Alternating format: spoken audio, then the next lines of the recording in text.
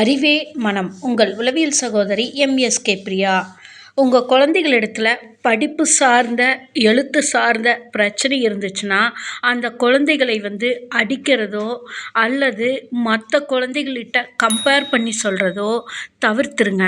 அந்த குழந்தை கண்ட்ரோல் பண்ணுறேன், அந்த குழந்தை பின்னாடி சரியாயிரும், மிரட்டுனா சரியாயிரும், அடித்தா சரியாயிரும், இல்லை இன்னொரு டீச்சிங் கொண்டு போய் கொடுத்தா சரியாயிரும், இல்லை இன்னொரு கோச்சிங் சென்டரில் கொண்டு போய் ஸ்பெஷலாக கொடுத்தா சரியாயிரும் அப்படின்னு சொல்லி நீங்களே ஒரு முடிவெடுத்து செய்யக்கூடியது தான் அந்த குழந்தைக்கு மேலும் மேலும் பிரச்சனைகள் அதிகமாயிட்டே வருது. அப்போ படிப்பு சார்ந்த பிரச்சனைகள் ஒரு குழந்தைக்கு 6th ஸ்டாண்டர்டுக்குள்ளேயே வருதுன்னு நீங்கள் தெரிஞ்சுக்கிட்டீங்க, புரிஞ்சுக்கிட்டீங்க அப்படின்னா அந்த அந்த கிளாஸ் எடுக்கிற டீச்சர்ஸ் கிட்ட போய் கம்ப்ளைண்ட் சொல்லி என் வீட்டில் படிக்க மாட்டேங்கிறான், நீங்கள் கொஞ்சம் சொல்லுங்கள் அப்படின்னு சொல்கிறதுனால அந்த குழந்தை தன்னோட சிந்தனையில் எண்ணத்தில் மாற்றத்தை கொண்டு வர முடியாது. அதே மாதிரி டீச்சர்ஸும் உங்கள் குழந்தைய நீங்கள் வீட்டில் கொஞ்சம் கேர் எடுத்திங்கன்னா வந்துடுவாங்க அப்படின்னு சொல்லுவாங்க. நீங்களும் வீட்டில் கேர் எடுப்பீங்க. அப்போதைக்கு படிப்பாங்க. ஆனால் எக்ஸாம் எழுதுனா அவங்களால எழுத முடியாது, எழுதுனதுக்கு மறந்து போயிடும். இப்படி பல பிரச்சனைகள் அந்த குழந்தைகள்கிட்ட இருக்கிறப்ப நீங்கள் செய்யக்கூடிய ஒரே ஒரு தவறு, பெற்றோர்களாகிய நீங்கள் செய்யக்கூடிய ஒரே ஒரு தவறு, அந்த குழந்தையை மிரட்டுனா திட்டுனா பயந்துட்டு படிக்கும். இவங்க நடிக்கிறாங்க, எல்லாமே இவனுக்கு தெரியும், இவன் வேணும்னே பண்ணுறாங்க, இந்த பையனோ பொண்ணோ ஆகட்டும் வேணும்னே பண்ணுறாங்கன்னு சொல்லி பெற்றோர்கள் கண்டிக்கிறேங்கிற பேர்லையோ, தண்டிக்கிறேங்கிற பேர்லையோ, பனிஷ்மெண்ட் கொடுக்குறேங்கிற பேர்லையோ அவங்களோட விருப்பத்துக்கு தகுந்த மாதிரி வாங்கி கொடுக்கறதும், வாங்கி கொடுக்காத இருக்கக்கூடிய செயல்களும் செய்யறதுனால அவங்களோட படிப்பு வந்துடாது. ஏன்னா படிப்புங்கிறது அவங்களோட அறிவு பதிவிலிருந்து எழுத்து வழியில் வெளியில் வர்றது. அப்போ நீங்கள் இந்த மாதிரி உங்கள் குழந்தைகளிடத்தில் ஒரு பிரச்சனை தெரியுது, படிக்க பிடிக்க மாட்டேங்குது, படிப்பில் ஆர்வம் வர மாட்டேங்குது, படிக்கவே தோண மாட்டேங்குது, எழுதவே பிடிக்க மாட்டேங்குது, ஸ்கூலில் போனால் கம்ப்ளைண்ட் மேலே கம்ப்ளைண்ட்டு, ஆனால் எல்லா எக்ஸாம்லேயும் ஃபெயில் மார்க்கு, இல்லை சிங்கிள் டிஜிட்டில் வாங்கிட்டு வர்றாங்க, பாஸ் மார்க் பார்டருக்கும் கூட வர்றதில்ல அப்படின்னு சொல்லி நீங்கள் கம்ப்ளைண்ட் சொல்கிறதையும் தவிர்த்துருங்க. கம்ப்ளைண்ட் எடுத்துக்கிறதையும் தவிர்த்துட்டு அந்த குழந்தைக்கு படிப்பு சார்ந்த லேர்னிங், கற்றல் சார்ந்த அறிவு எவ்வளவு இருக்குது, ஏன் இவர்களினால் படிக்க முடியலை அப்படிங்கிறத நீங்கள் உளவியல் நிபுணர்களிடம் ஆலோசனை பெற்று அதற்கான ஒரு வழிகாட்டுதலை எடுக்கிறப்ப நீங்கள் அந்த குழந்தையோட பிரச்சனையிலிருந்து வெளியில் வர முடியும். இந்த படிப்பு சார்ந்த பிரச்சனை ஒரு 6th ஸ்டாண்டர்டுக்குள்ளேயே உங்களுக்கு தெரிஞ்சிருச்சுன்னா 1 இயர்க்குள்ளே நீங்கள் வெளியில் கொண்டு வந்துட முடியும், படிப்பில் டெவலப் பண்ண முடியும். இதை தவிர்க்கும் பட்சத்தில் நீங்கள் 6th விட்டுட்டிங்கன்னா அந்த குழந்தைகள் 8th ஸ்டாண்டர்டு வர்றப்ப இது அதாவது ஃபிக்சேஷன் ஸ்டேஜ்னு சொல்கிறோம். இந்த 6 வயசில் என்ன பிரச்சனைகள் 6th ஸ்டாண்டர்டு வரைக்கும் என்ன பிரச்சனைகள் இருக்குதோ அது 8th ஸ்டாண்டர்டில் ஃபிக்ஸட் ஆயிரும். அப்புறம் அந்த குழந்தைகள் உங்களை எதிர்க்க ஆரம்பிச்சிருவாங்க, மறுக்க ஆரம்பிச்சிருவாங்க, தன்னைத்தானே வருத்திக்க ஆரம்பிச்சிருவாங்க.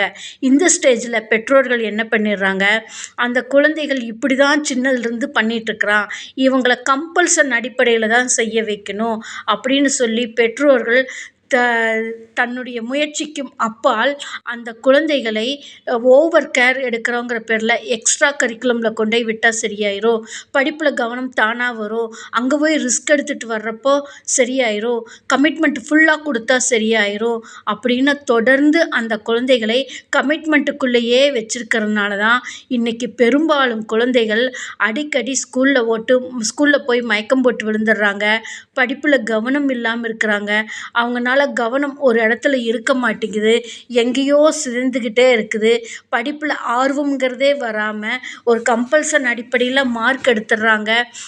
ஆனால் அவர்கள் நடத்தையில் பல மாறுபாடுகளும் வேறுபாடுகளும் வர்றப்ப பெற்றோர்கள் மேலும் வருத்தப்படுறாங்க.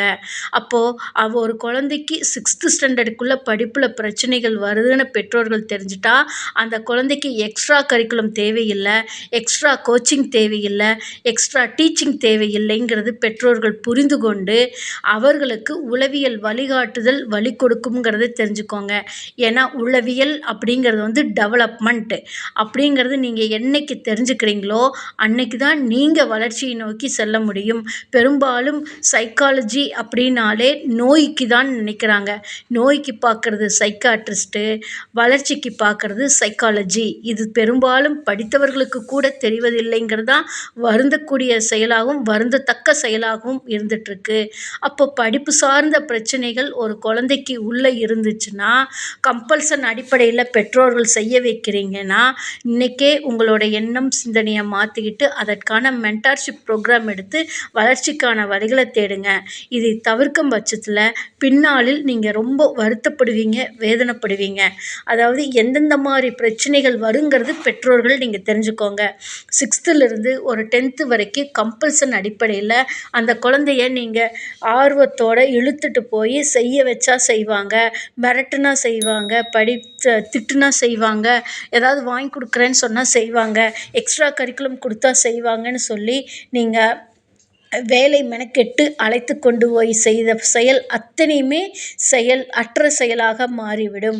அந்த குழந்தைகள் வளர்ந்து பெரியவர்கள் ஆனதுக்கப்புறம் காலேஜ் படிப்பும் முடிச்சிருவாங்க.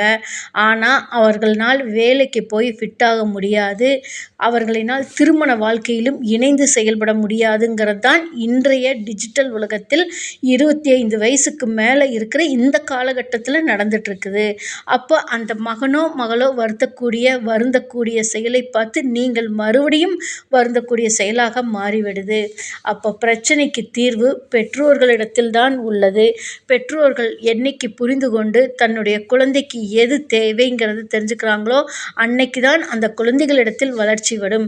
கம்பேரிஷன் பண்ணுறதுனால வராது. இப்போ உங்கள் வீட்டில் ஒரு 2 வீலர் இருக்குதுன்னா நீங்களே சரி பண்ண முடியாது, கார் இருக்குதுன்னா நீங்களே சரி பண்ண முடியாது, ஒரு மெக்கானிக் தான் பார்க்குறாங்க. அந்த மாதிரி ஒரு டீச்சர் எடுக்கிறப்ப அந்த குழந்தைக்கு புரியல, மறந்துடுது, தெரியல, கவனிக்க முடியலன்னு இன்னொரு டீச்சர்னால அது எப்படி சரி பண்ண முடியும்?